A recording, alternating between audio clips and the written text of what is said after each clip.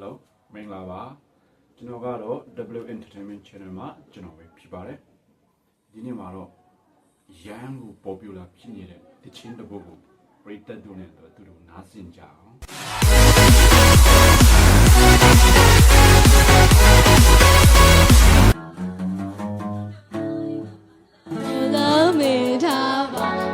ချစ်ရောက်သွားမှာဆိုလို့နာရဲ့ကိုရင်တဲ့ဝင်ပြီးရင်ခံခြင်းလေးပြကိုလေးမင်းခံခြင်းလေးပြကိုလေးမင်းလာနားထောင်ကြည့်အောင်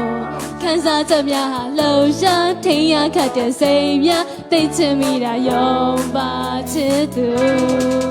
တို့ရုံမဲ့စစ်တဲ့ဆိုတဲ့စကားအတွေ့ကိုသိမ့်ပါရင်လေချစ်လာအောင်ပြူစားတုံကောင်းလေးငေါကနှလုံးသားရဲ့ရဲရိုင်လို့ချစ်တဲ့အကြောင်းနဲ့နာနာကပြီးပြောပါ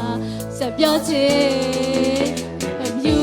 တော့မဲ့အခုချိန်လေးမျိုးဆိုချင်းစက္ကန့်လေးတွေရွေးရှားနေကြတော့အချိန်တွေရှားပါလို့